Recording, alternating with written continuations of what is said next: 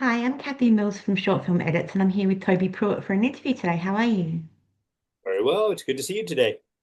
Thank you. Can we start this with you telling us a little bit about you? Yeah, sure. I I'm actually a kind of a small town boy. I grew up in a really small, really rural place in Western Kentucky.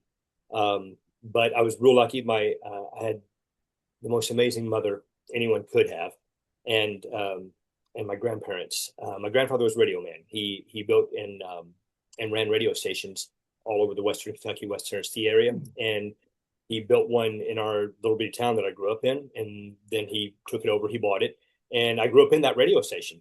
So I kind of grew up on the air. Yeah. They pretty much knew I was probably going to go into the arts somewhere, because even for today's standards, my grandfather, who was actually a Methodist minister, was incredibly liberal, and kind of loved the arts. Mm. So it wasn't a surprise. They were like, "Oh God, we've done it again. We've sent another one out into the art world." But Uh, yeah, so right out of high school, I got out of the small town. I say I escaped it. It was good to grow up there, but it wasn't the right place for me. And yeah. I escaped to New York. Um, I went up there. That's where I got my initial theater training. Got Just fell completely in love with performance and theater specifically, and worked the New York circuit for years, off and off Broadway. Did some tours. Even got to work with a ballet company for 3 years. It was amazing, and it's still, when I look back on it, some of the happiest times as a performer was there in New York. Not knowing Mm. for sure where your next gig was coming. But just beating the streets. Um, There, I went back to Kentucky for a little while to be with my family. Then I ended up in Florida.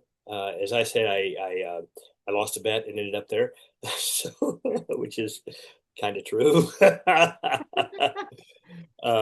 But while I was there, I also got involved with themed entertainment, theme parks, and that's been the probably the biggest part of my career, and the part of my career where I kind of got most famous, sort of Yeah. theme park famous, if you want to call it that. Um, and I got to work with Universal, Disney. I even got to work with Walt Disney World Imagineering.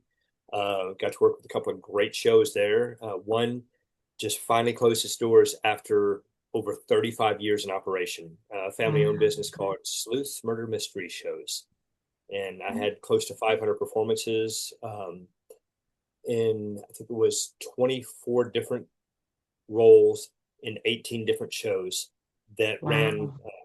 Yeah, they ran a show every night, 7 days a week, and it was a different show each night. But they Mm. had a total of about 28 shows total they could select from, Yeah. and each month it would kind of change up. It was brilliant. It was probably the happiest I've been. Well, it was definitely the happiest I was in Florida working. Yeah. It was a family owned theater, and it was my theme park jobs that took me to Japan for a year and back, and then took me out to Los Angeles. And in Los Angeles is when I kind of restarted my career. Yeah. I think that's great. The murder mystery theater. That would be so much fun. So much fun. It was they were based on, like, the original show they had was called Squire's Inn, and it was loosely based on Faulty Towers. So it was Yeah. very much that British style of comedy. The I played all the male roles in it, not at once, of course, but but Well, that's a I, talent. yes, exactly. I'll play all the roles. But one of them was a drag role, so I did two drag roles for them, and it Love was it. the Monty Python style of drag. Or, oh God, I was an ugly girl. Oh my God, I was an ugly girl. And even when I moved my mom down to Florida, when I was living there, she got on at Sleuth, and the first show she saw me in working there was Squire's Inn as Constable Connie Crabtree, local constabulary of Clifton. And and she came up to me afterwards. She's like, "Oh, baby, I am so glad you turned out to be a boy, because you are an ugly woman." Oh gosh. Hey, as long as you were living in it and having fun, it didn't matter. Yeah, yeah, Yeah. yep. Oh, that's so fun. Okay, you studied at the National Shakespeare Conservatory. I How does did. that experience shape the way you approach acting today? It affects every single aspect of it. Yeah. The National Shakespeare Conservatory was a sister school with Stella Adler Conservatory. We shared the same faculty, Yeah. and even the current owner of Stella Adler, Tom Oppenheim, is Stella's grandson. He trained Mm. at National Shakespeare Conservatory. Okay. Um, yep. His grandmother was wise, and she didn't want there to be any. She wanted him to get solid training, so she didn't Mm. want anyone to be soft on him. So instead of Yeah. being in her halls, sent him over to National Shakes. And Yep. Tom's an incredible actor. I mean, he's incredible. But yeah, so we shared the same faculty, and I actually got to talk to Richard Shera about that a bit because he Hmm. went through Stella Adler at NYU, and I think we like just barely missed each other at some point. But because I worked for Stella Adler for about a year and a half, yeah, about a year and a half, and he had the same faculty as what trained me, so we had a lot of similar experiences we could share. Yeah. But their style, the Adler technique, is what I use, and specifically in the vertical market, I find that it's incredibly helpful. It's Mm. about your imagination. Your imagination is key. It's what's strong. Um, it's you know your brilliance is defined through your imagination, Yeah. and with many of these scripts, there's especially within the framing that we've got, you really got to use your imagination to create some drama, to create some conflict, to create some strong elements of these shows that they require. And I use it every day. And I actually even look at the style within many of the verticals, especially like I was saying earlier, most of the characters I play end up being like rich old patriarchs and mean and this and that, but I can relate Mm. them straight to characters out of Shakespeare, and the same emotional demands on the spot that are required for me in Shakespeare, I find that they're required for me on verticals. At the Mm. drop of a hat, go from joy to rage. And how do you get there truthfully? Yeah. And that's what I try to apply. Yeah. That's great. Okay. What skills from classical theatre do you still rely on when working on screen? Yes. There's a few technical things that I always try to. Um, Keeping your voice moving towards the through the end of the line, raising your line endings, and some of that's very technical. Picking and playing an action as if it's life and death, but also picking and playing an action vocally as if it's life and death. Um, so in other words, if you're in rehearsal and you were to do like something big or like what people think is overacting, get the impulse, get the idea, physically allow it to drain down to about 10%, but still keep that same intention. Um, Mm. and that way, for film they say it's through the eyes and such, but but it's that same idea, and that's actually related to clowning technique, um, Yeah. where they'll take an outrageous movement, but then layer it on, drop it 50%, drop it 30%, drop it to 10%, and then just a simple. You'll see that with Chaplin a whole lot. Just a simple flick of a finger or something seems to have so much behind it because he's done the work ahead of time in that Yeah. style. Do you find it easier to start soft and then build it up, or build it up and then bring it back down? Mm. Um, a lot of people will ramp it up. Mm. I try, I try to come in strong, um, depending on, like I said, depending on the scene itself. You know, Yeah. if the demands of the scene are to start soft, something sly, something in the background, something um, with um, with some stories where technically you've got to lay a what we call a red herring. You have to have a behavior that's subtle in the background that gets called back upon later. Lay that out subtle, but for most of them, I kind of try to hit the ground running hard. Um, Yeah. and what I'll also try to do is back it up just a little bit. So if I hit the ground running too hard, but it's like too much all of a sudden, the editor can take out the part. It's like, well, that didn't make sense. There you go. Yeah. Yeah. Well, that makes sense. All right. Um, how did working as a director of production health and safety change your view of filmmaking? Changed everything. Yeah. Um, when that job came along was during the pandemic.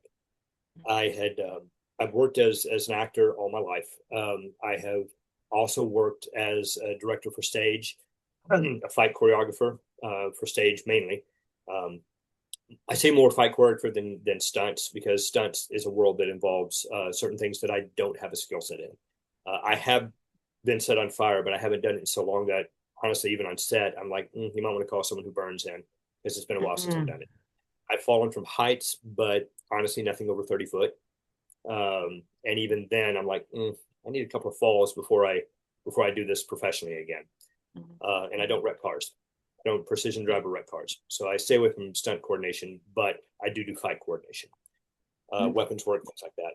So I was on tour when pandemic hit. I was with a company called Feld Entertainment, and Feld is the company that owns Ringling Brothers, Barnum and Bailey. They have for over 50 years. But they also own all of the Disney on Ice shows. They own all of the Monster Jam shows. And I was assigned to their live action units, which was Marvel Universe Live and Jurassic World Live. So I was splitting time between the two. And actually, when the pandemic hit, I was on my way to the airport to join the rest of the team that was already in Australia. So Oh. I got the call in the car on the way there saying, "Hey, don't get on the plane. Oh. Everything's shutting down." And we did have a advanced unit of the team who was there doing PR and such. They got trapped in Australia for about a month, I think. Oh Um, gosh. Yeah, okay. yep. When they shut everything down. Yep. Not a So bad I place knew to be trapped, but you know. yeah. I was like, I wish I'd have already been on the plane, because I Yeah. got trapped in Florida. Um, You're on a um, holiday for a month. yeah.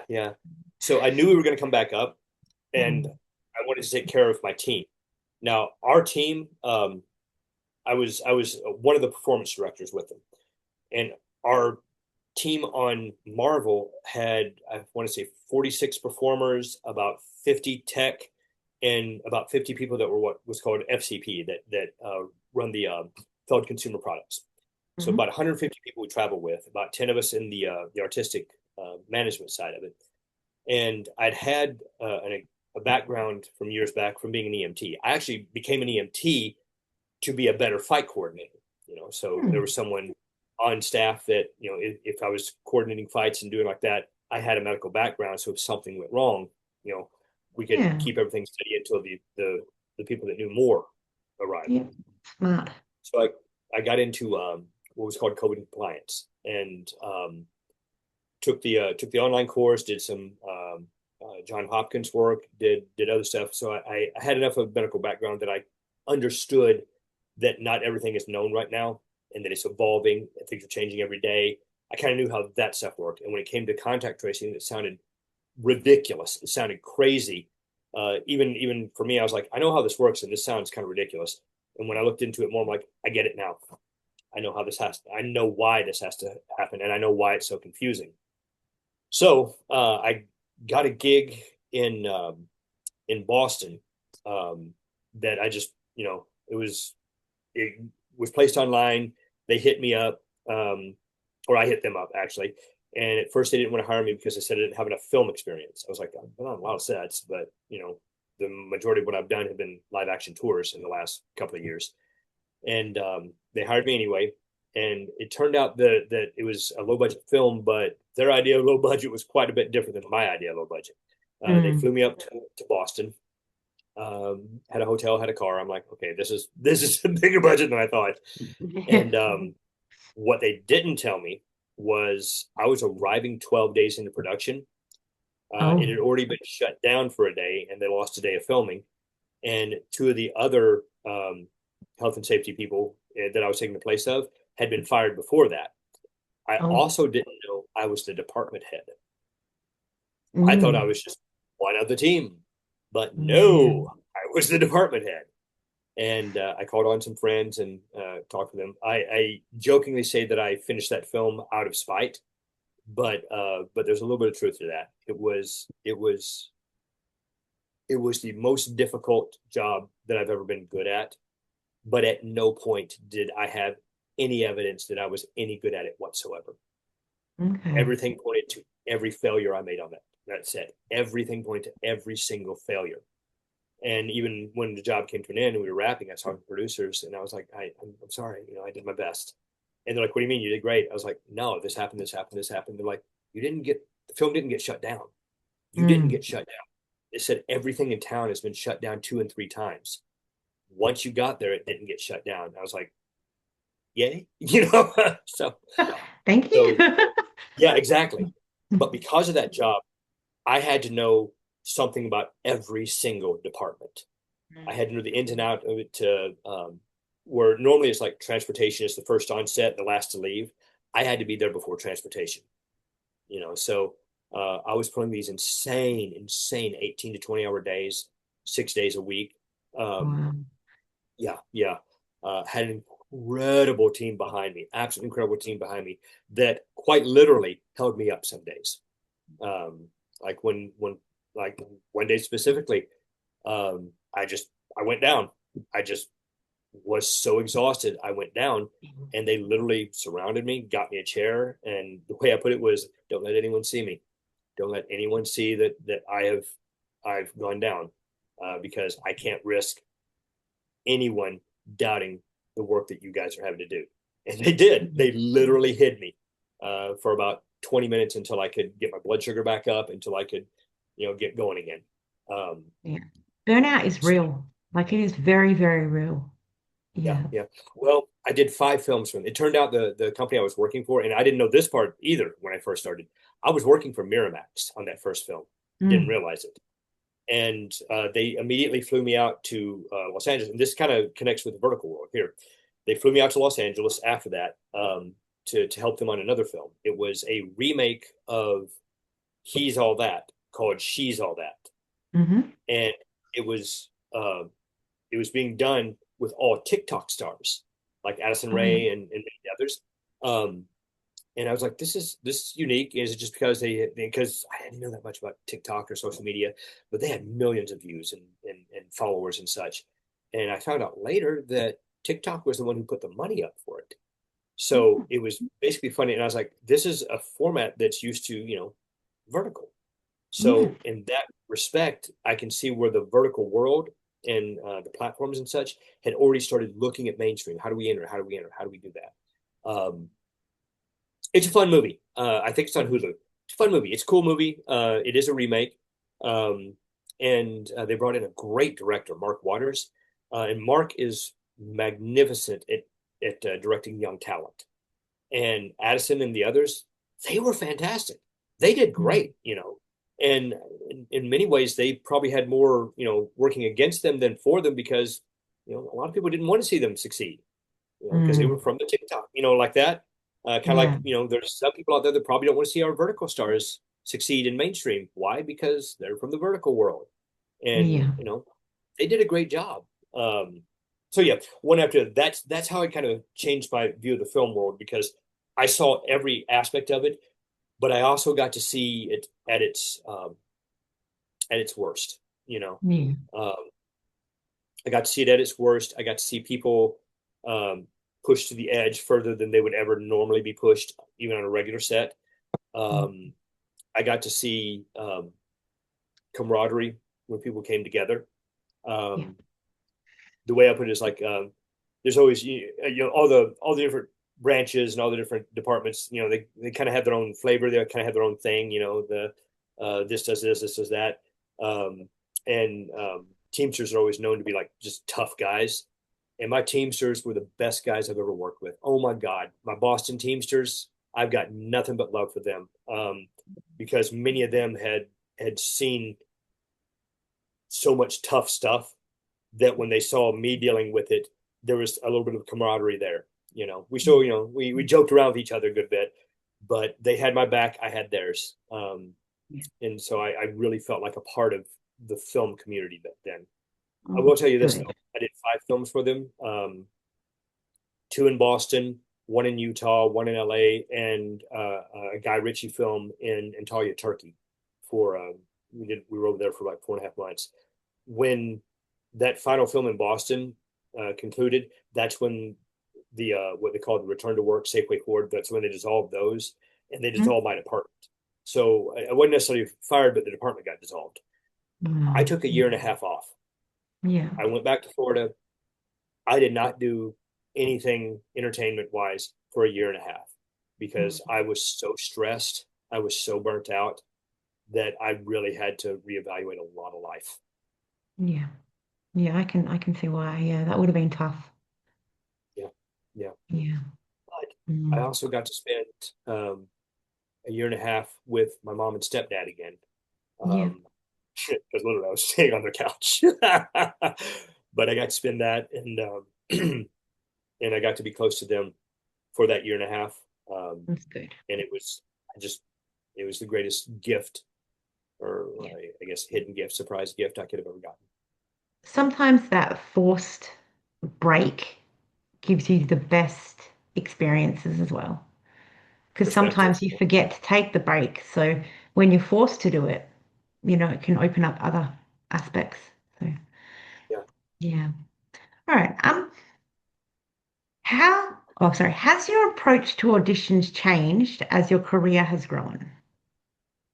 Yes, it Yeah. has. Um, the start of my career, most of it was theater, and it was all um, in person audition, callback, all like that. And I really feel like I was better prepared at the beginning of my career because I put so much time and effort into learning monologues, learning this, learning that, chasing different skill sets. I really do feel like I was better prepared earlier in my career. When I got down to Florida, I was lucky that I got to work with theme parks, but auditions didn't come around very often, you know, 2, 3 times a year, maybe. Um, and there wasn't a whole lot of film work that would come through, and what came through, everyone was trying to go out for, so all the slots would fill up very quickly. So honestly, a lot of the people that had been there for many years before me and had built a reputation, they were pretty much guaranteed to get a slot to be seen, whereas I wasn't always. Um, and then you're like getting your sides like the day before, the day of, Mm. and it didn't you didn't really feel like you had a lot of time to prepare. But my training in the past had prepared me to, you let's say code read, or go in quick, make choices quick, and pursue them. But you just didn't have that many opportunities to audition. When I got out to LA, there were more opportunities, but once again, it was just a different format, and Yeah. having to learn the format has been unique.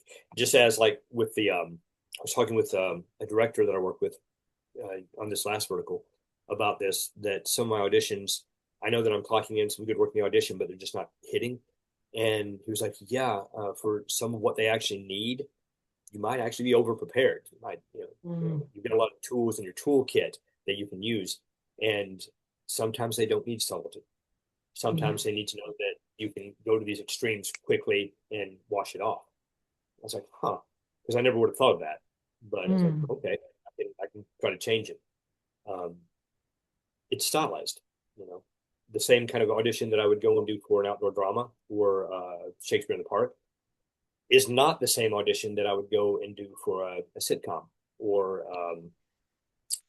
so like an intimate black box show. Um, the principles are all the same. The format and the style is different. Mm. Yeah, absolutely. What's something a recent role has taught you yourself as an actor? Mm. I've had a couple roles recently that have tested me. I'll put it that way. Um, I was in let's see here, Forbidden Love with a Young CEO, and I was cast a little bit different than I usually am cast.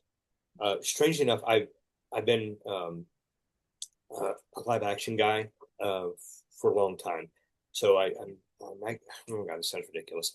I'm actually fairly well fit, Yeah. especially for my age and such. But I'm always casting these roles that are kind of frumpy, and I had to play like a great grandfather not long ago. I'm like, a great grandfather? That's not even physically possible, but it is what it is. Well, in this one, they cast me as Ashley Belote's ex-husband, and Yep. Ashley is incredible to work with. I'd worked with her Mm. previously on another project, just absolutely wonderful. But I was playing her ex-husband. The opening scene was absolutely savage, where I've broken into her house and I attack her. and I was reading it, and I was like, I'm like, it's acting, it's a job, it is what it is. But I got really worried because I was like, okay, we've got to have intimacy coordinator on this. I am a stunt coordinator, but we need someone outside of me to do this. I don't like to coordinate the films that I'm working as an actor on. I've Yeah. done it, but I don't think it's the best idea. Um, and I was starting to get really worried. I'm like, I don't know who I'm going to be working with. I don't know who the team is. And I was just about to turn it down because it's like it had elements of all potential red flags, not red flags, potential red flags. Mm. And I get a call from Ashley. It's like, hey, I was just talking to the director, and he mentioned that you were playing Harlan. Is it true? Are you playing Harlan? I was like, yeah, they've offered it to me. I'm like, tell me, are you Renee? And she said, yes, I'm playing Renee. And right then I was like, okay, okay, we can do this. We can do this. I know Ashley. Mm. I trust her implicitly.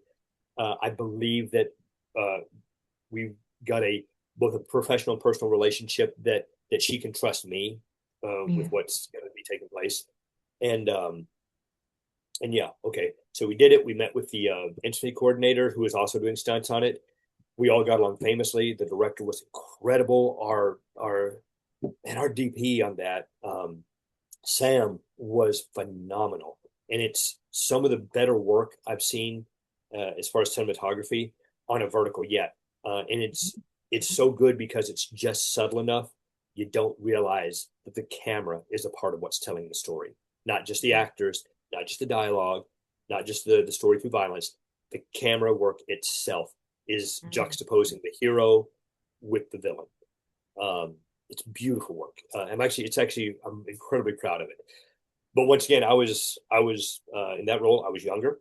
I was her ex-husband, so I was equal age with her. The way I was dressed, I got to, I don't know if this is ridiculous. I got to kind of show off a little bit more of me Mhm. and Yeah. just a Yep. three-piece suit and being frumpy. Um, and the work was savage. The that day of work, we spent the whole day just on that one scene, and it was the final day of shooting because it was so violent. Um, Yeah. it's kind of weird. I don't know what to do with the footage that I've got because I look at it, it's trigger warning on it, but it's quality work. What I found is after that day of shooting, we all took care of each other. We all checked in with each other. We were all, we all made sure that we were in a good headspace for it. But even after it leaving, I was like, I have to take a couple of days off now. Mhm. I intentionally didn't audition for anything else for about a week, um, Yeah. because it taught me that no matter how many precautions you take, the work still reflects. It still rebounds. Some of it Yeah. lingers, and I'm not a method Absolutely. actor. I'm not a method actor at all. Um, but I could still feel residual Harlem. You know, I could still feel some of that there, and I was like, I gotta take a little break. So that's probably the thing that stands out the most. Other than that, a lot of lessons I've learned have been about show up with an open mind because you never know who Mm. you're going to get to work with. You never Mm. know what they're dealing with when you get set. And so much of it has nothing to do with you whatsoever. It could do with the client. It could do with the platform. It could do with the technical demands of the day. It could do with suddenly it started raining.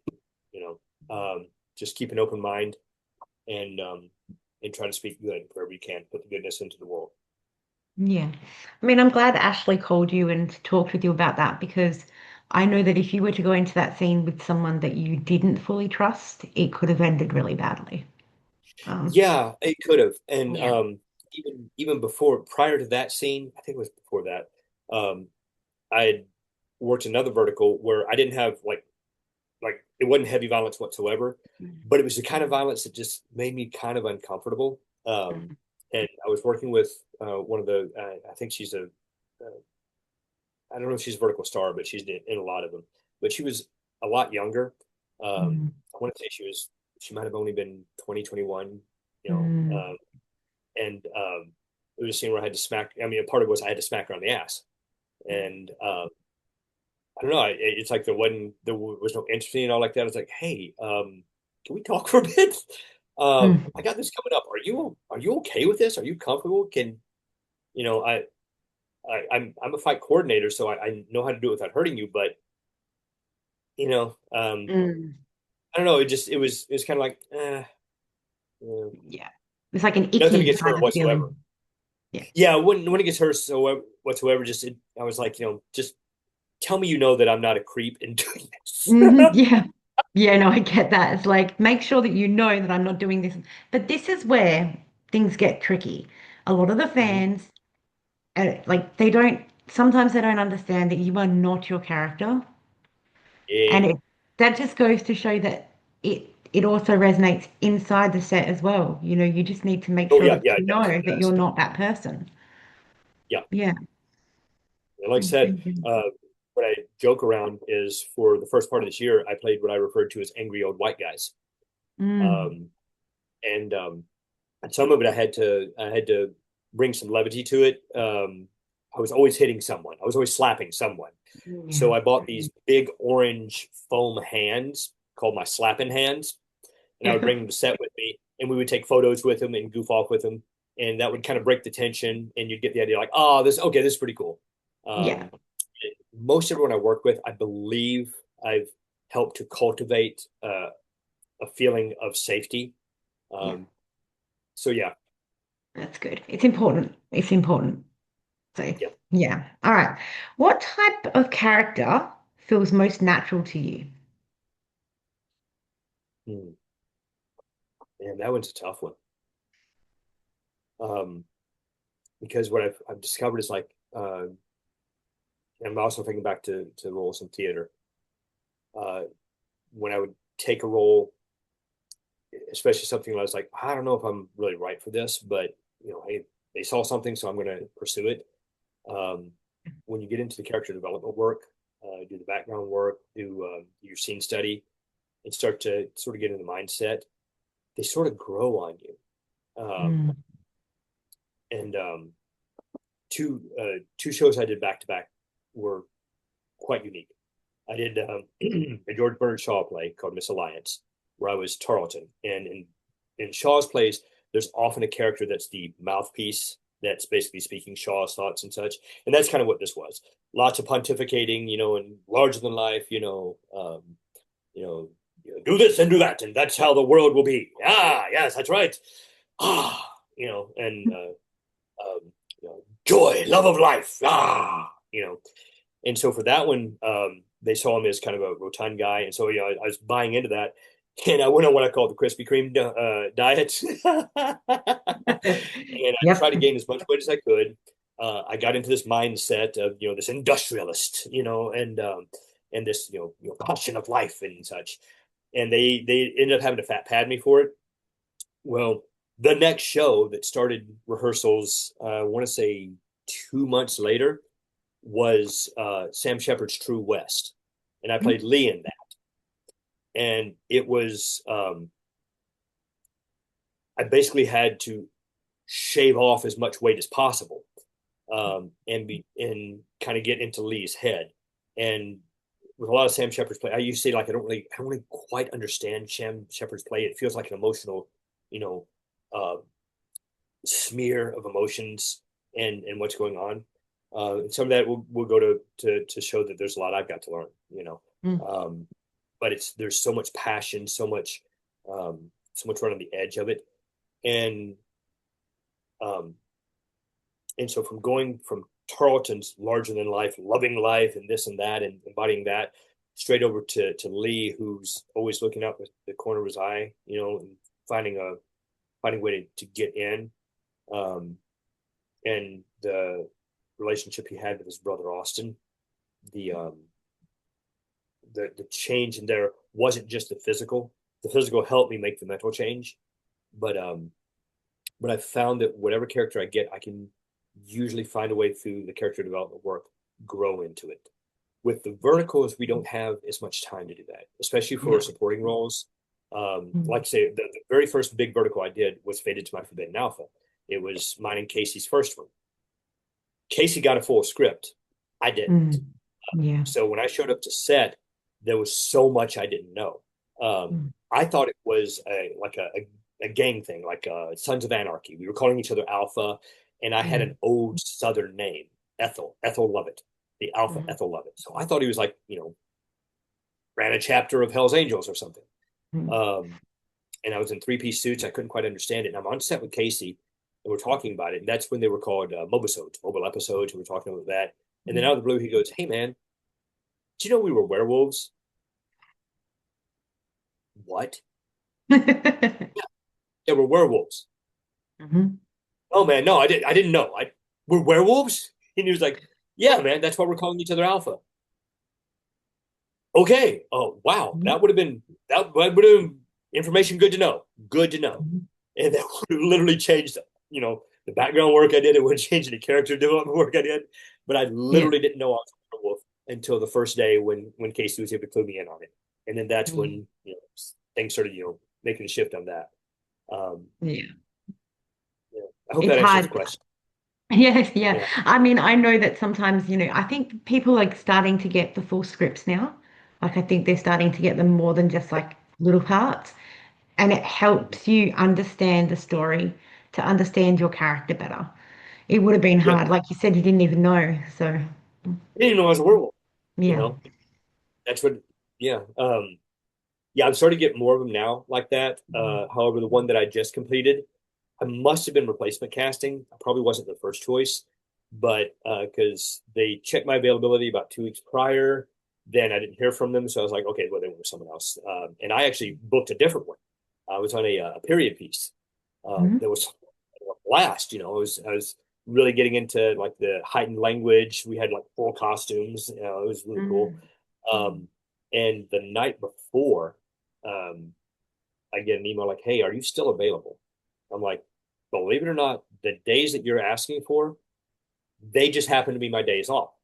I am still Mm. available, but it was lucky. If Yeah. if the dates had been different, I wouldn't have been able to do it. I got hired the night before, Wow. and they sent the script while I was filming the other one, and the other one we were doing an evening shoot, so I didn't even wrap that evening until midnight. I didn't get home till 1 in the morning, and that's the first time I saw the script and the call sheet. And I had to Mm. be on set the next morning at 8 a.m. Oh I pull gosh. up the script. No time. Yeah, I pull up the sides, and I'm in almost every scene. Mhm. I've got heavy dialogue. I'm like, oh my God, I've got literally like 5 hours before I'm supposed to be there. So I Yeah. ended up, and luckily they did send the full script. I read the script, but I'll be honest, a lot of it I skimmed because Mm. I couldn't process it, Yeah. and I got to the point where I was like, I can't. There's no way I can continue memorizing. It's just not going in. Best thing I can do Yeah. is go to sleep and wing it the next day, and that's what I did. And when I got to set, my director and the other people there didn't realize that I'd been cast the night before. And I was like, Mm. yeah, I'm running about 3 hours sleep. I got the role Mm. last night. It turned out that someone on the production team was also on the other film I was doing. And Oh they're like, yeah. yeah, yeah, our costumer. So she's like, yeah, we were on set when he got the email. We didn't break until midnight. And they're like, oh my God. And that's when everyone kind Mhm. of banded around, kind of helped. They're like, we didn't know that. Do your Yeah. best here. You need, we'll feed you line if we have to. Um, and once again, I went back to my theater training. Pick an action, play an action, as it's life and death right now. Do it Yeah. as truthful as possible. It's one of the things we used to talk about. Um, it was all about truth, and it's the truth of the character, truth of the situation. Um, if it doesn't matter how subtle it is. If it's not true, it rings as fake. Mhm. It Yeah. doesn't matter how large it is. If it's truthful, and it's that where we get that phrase, truth is stranger than fiction. I couldn't believe it. It was, as long as it's truthful, the truth will support whatever choice you make. It's got to be truth. So Yeah. that's what I aim for. Whatever that scene had, what was his truth? All right, Yeah. say it like you mean it. Mm. I'm glad everybody pulled together to help you. That's Yeah. good. It's all Oh, about that was rough. teamwork. Yeah. Yeah. Yeah. All about teamwork. Okay. Um, which acting skill has taken you the longest to get comfortable with?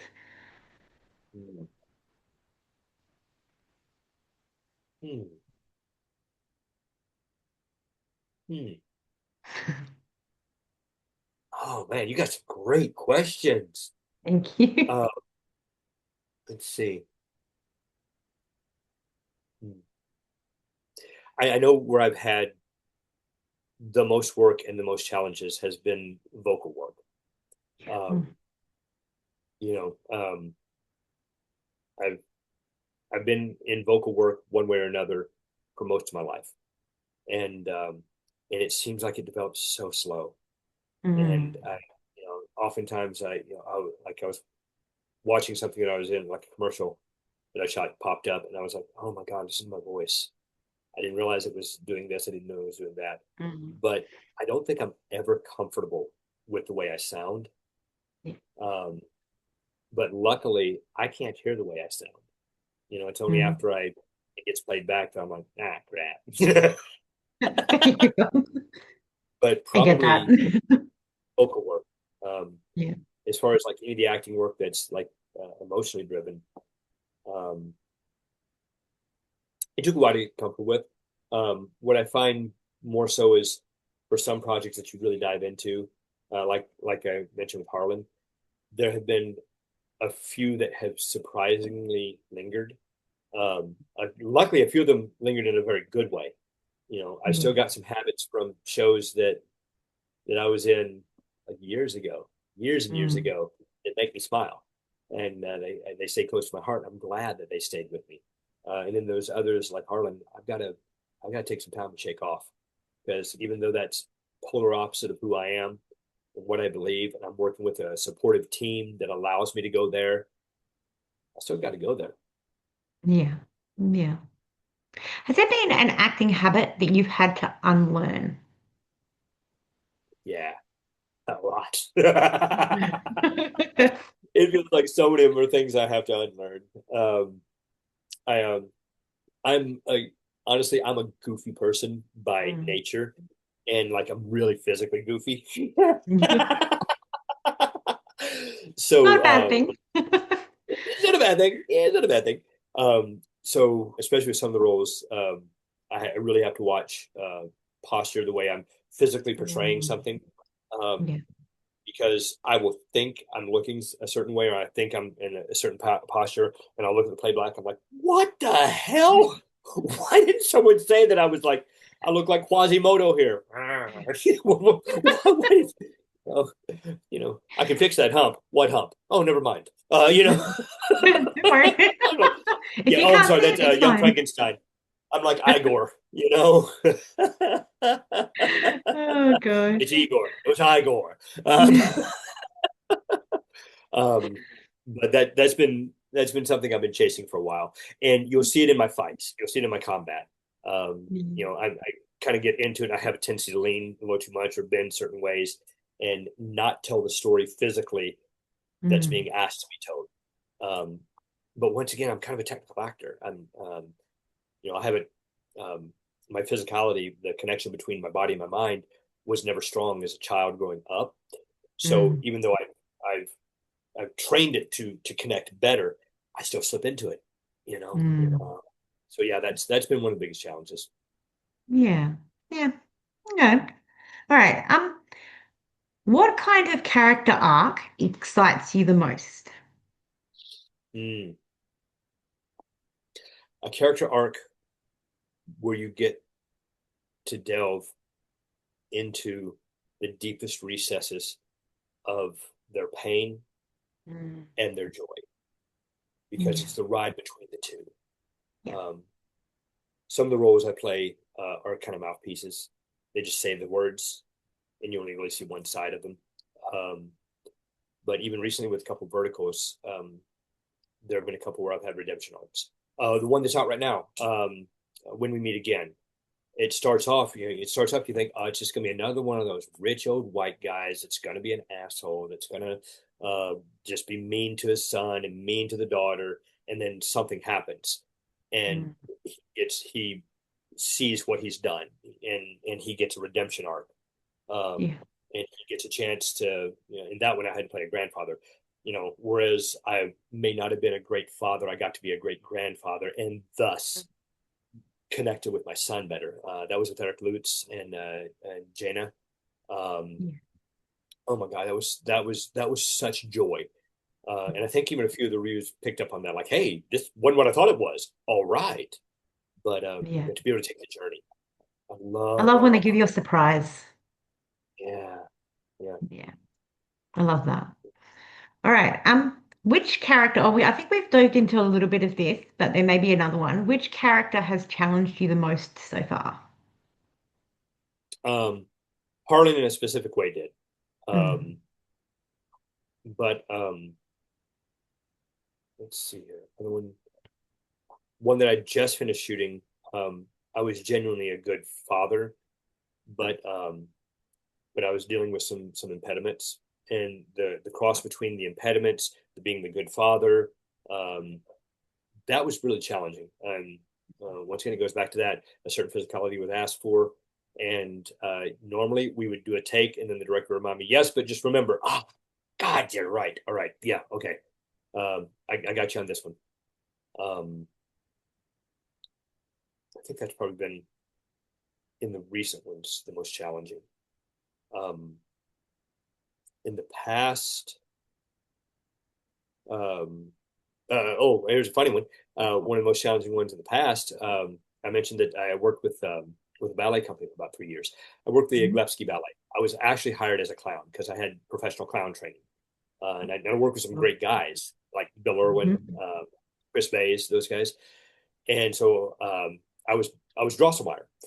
I didn't have a lot of formal ballet as far as the ballet went. It was a part of my training program with a guy named Stephen Baker Cook, and he was the guy who hired me to the Iglevsky. Did the first season, it was great. As Drosselmeyer, I did the party scene, I did this. I had to walk in a formal way, I had to move with grace and all like this. Second season, we're doing it, and the ballet master, the director, they were great people. They thought it'd be funny to give me a little variation. And I'm like, are you wait, are you kidding me? I'm working with professional dancers here. That's Mhm. not what I do. Give them the and like, no, we're gonna do it. We're gonna do it. And they actually gave me a very little variation to do with the uh, principal ballet master, center stage, and we toured around the New York area with that. So, woo, that was a challenge. Yay! Yeah. But also a learning experience.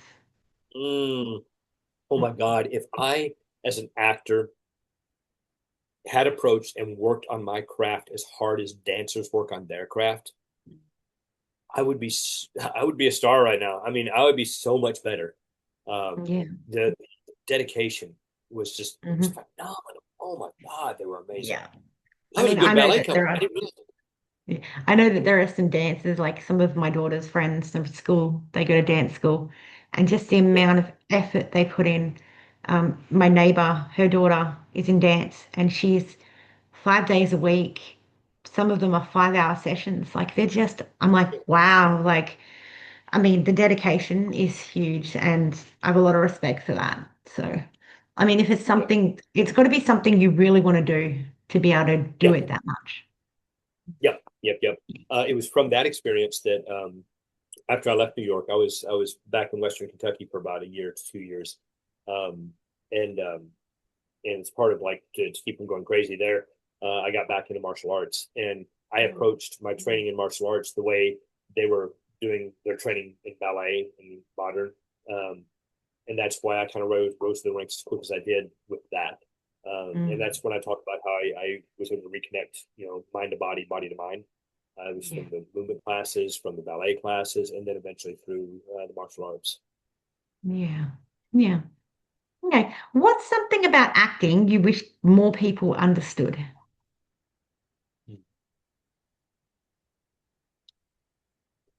Oof. The biggest topic that comes to mind right now is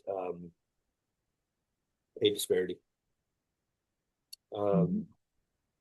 the biggest one, and I think is probably the one most vital to tackle, is the pay difference, and I'm talking specifically in the leads now between the men and Yeah. women, and and it's painful to see. Um, I don't want to take anything away from the guys. I do not want to take anything away from the guys because I think they earn, they earn what they've made. But to pay the female leads that much less when they've got, equal time, and usually, since if violence is committed, it's against them. Yeah. They're put in more compromising positions, and there have been some situations on a few of the sets that were inappropriate. You had Mm. some come in that weren't nice players, that weren't good players, that weren't professionally minded. That came in and were like, didn't really follow the professional guidelines of intimacy. So they have to Ah, deal with that yeah. and get paid less. That's Yeah. that's not right. There's Mm. nothing right about that. You take it a step further, and this is one that I probably won't get much I don't know much support on. Um, your supporting cast. A supporting Mhm. cast has a vital role to play in anything, including the verticals. Ours is Yeah. unique because we have such a condensed shooting schedule, and sometimes we're shooting so many scenes in a single day. Mm. The amount of work that are put on your leads for lines, getting to the emotional places, getting skipping around, all like that, is tremendous. That's why you need high quality, high trained supporting actors to come in and do the job of Yeah. support, to Yeah. support the story, to support the team. However, with what it seems, with many of the platforms and clients, we're disposable. Our Mm. rates are, you know, like say the advertised rates are a third to a fourth of what the leads are. And with some of them that I've been on, I had the same, I had as many lines as some of the leads. Yeah. Um, One specifically, I had more lines in the leads. I had, a greater weight that, but I literally was making a fifth of what they were. Yeah. So my biggest banner that I fly is, there's, I refer to myself as a cheap date. Honestly, I am kind of a cheap date, but I work with an incredible management team that helps support me. Like on this last one, I had to turn everything over to my management because I was filming every shot that day. So we couldn't have gotten the paperwork done. We couldn't have got the onboarding. We couldn't have gotten anything done because Mm. I was on set till midnight and then didn't get home till 1. So my Mm. team was great. Um, Pay your agency fees. Just Mm. do it. Most of them are 10%. Pay your agency fees. Agency fee, when like you'll see a listing that says, agency fee included. No, no, it is not. And it doesn't matter how many times you put it down that agency fee is included, it is not. Agency fee is not supposed to come out of the performer, but it does. And I will tell you this on the listings that I've seen where they say this is the rate plus 10% agency fee, they're seen as more professional. You know, I would take a lower rate if you go ahead and add the 10% than if you don't, because Mm. I feel like I'm getting ripped off. Like, Yeah. this is a part of this is part of the game. This is how this industry works. Um, and the thing that I juxtapose it with is not all, but some of the leads, when they have an advertised rate, are able to get double and triple that, sometimes with agency fees, without a problem. Mm. I've had to turn down roles because they simply wouldn't give me 10% on a cheap rate, on a Yeah. rate that is one fifth of the leads. And I Mm. said, everything is good. We can close the deal if we can just add the 10% agency fee like we've done in the past. Oh, I'm sorry, but the budget is too tight. No, it's not. No, No. it is not. For Mm. my rate, 10%, your budget is not too tight.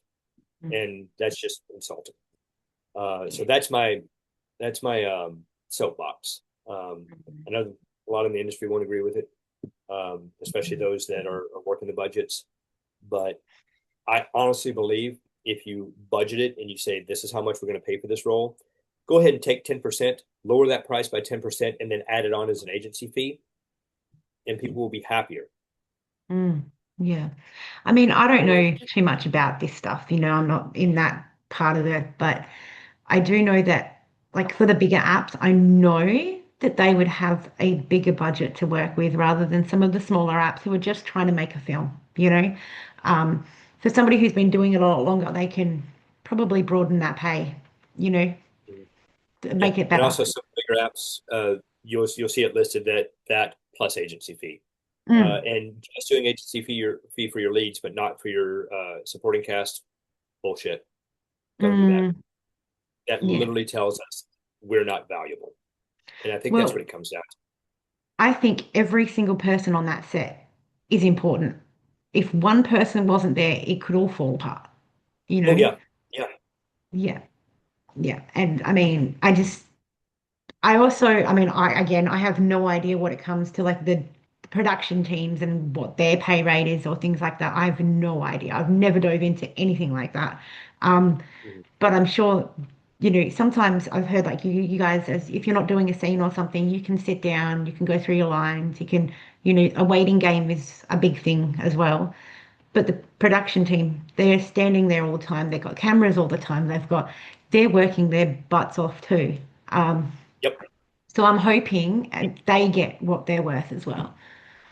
I do too, because Mm. many of them are absolute industry pros. I don't care how long Mm. they've been doing it or not, but they're doing a great job. Um, Yeah. and as an actor, how do you support that? Well, when we've got time down, pick up your script, Mm. go through your lines again. Make sure that if you're not on for a couple of scenes, check in with hair and makeup. You good? Am I good? Okay, cool. Get on top of that so that when they do have things ready and it's time to go, you're ready. You know, Yeah. don't be what holds the production up. You know, Yeah. don't be what makes the show go down. Um, And like let go of any ego if you're an actor, because ego is a thing, but let it go. And if you can see somebody struggling or trying to think, go and offer them a coffee. Go get them a coffee. yeah, Go absolutely. help them. Be a good Um, human. yeah, exactly. Exactly. Yeah, So and I will I'd like to admit, see. with the verticals, I've seen a lot of that. Good. Haven't seen a lot of egos. I've seen a few. Yeah, I mean that's going to Mm. happen. But oddly enough, the ones that I've worked with that kind of had the worst egos or the worst attitudes, I only saw them once or twice. I haven't Mm. seen them again. Yeah. There's nothing to that.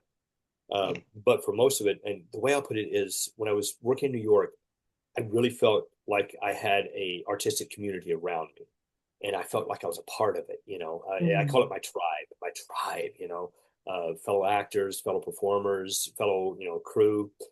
And when I left New York, I I didn't really I didn't have that in Florida. There were I Mm. had some really close friends like that, but I didn't have that community anymore.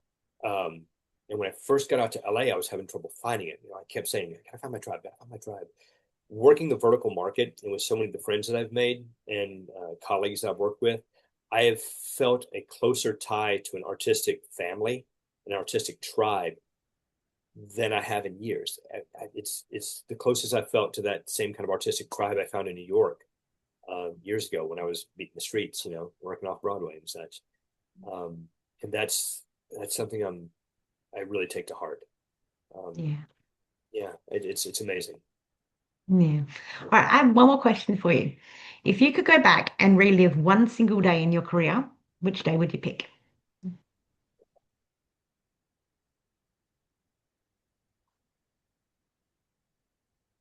That one's gonna be tough.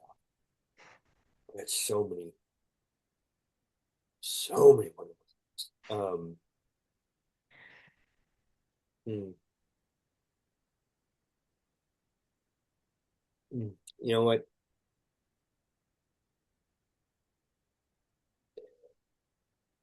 The ones that have impacted me the most so far have actually been through themed entertainment. Hmm. And I got lucky that I got to play some very, very high profile characters in the parks. And there's always going to be a few that stand out. When we get to work with some of the kids from Make a Wish Foundation or Give Kids the Mm. World, it really highlights that. Um, Yeah. you know, uh, Getting to stand in front of the most famous train in the world and chat with with uh, chat with a kid about the train, about the village, about magic, and that it's real. Um, there's something about that I'll never quite get over the joy of that experience. Mm. You know, being inside,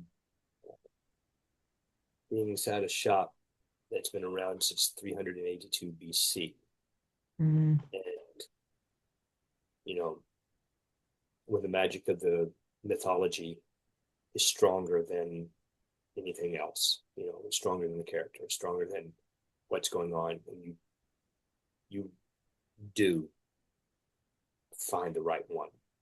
Yeah. There was a young girl who I didn't realize she was blind when she came up, um, and she came up, and the show was very physical, in the Wizarding World, and he had to cast spells, um, and spells were specific spells. They were specific directions, and I remember her, as I said the script, because we had to say the script. It was her words, not ours. Yeah. And I deviated just slightly on that one, but hopefully, if she ever saw it, she would give me a pass on it. Um, where where I was explaining what we were about to do, and the young girl said to me, "I'm going to need help with spells. I can't see." And I was like, "Okay, it's quite all right." She goes, "I'm nervous," and I said, "Me too. Let's begin." Mm. And we did. Um, but that connection, Yeah. that human connection, you know, at that point, you're not an actor. Yeah. You're um, a vessel for something that is palpable magic. Mm. Yeah. Those are the moments that Yeah. sorry, I Sorry. didn't realize I was going to hit the way I did. Sorry. Those are the things that I wish I could go back and live again. Mm. I think doing any type of work for the Make-A-Wish Foundation is just pure joy. Anything that you can do there is amazing in any way. It reminds you that the troubles, the tribulations were worth it. You know, Absolutely. to be able to have the privilege of serving in that capacity. Um, it also puts into light, your own personal things. "Oh, I'm Yeah. upset about my rate." So what? You Yeah. know, Yeah. so what? I mean, your own personal struggles are not invalid, but it makes it feel small in comparison, you know? Yep. It reminds you why you do what you do. You know, Yeah. so few of us came to this just to be rich, just to be famous, just to be this. Some did, and I kind of think the social media, the rise of social media has allowed for more of that. Not only allowed for it, but allowed for it successfully.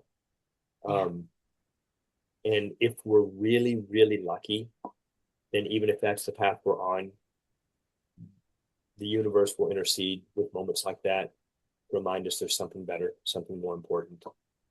Yeah. That's a gift. Absolutely. Yeah. All right. Well, thank you so much for taking the time to have this interview with me today. Thank I you. appreciate This it. was this was wonderful. This really was wonderful. Thank you. And you are officially my last interview for 2025, which is Woo! really cool. Yay! Yes. Um, thank you again, and I will talk to you again very soon.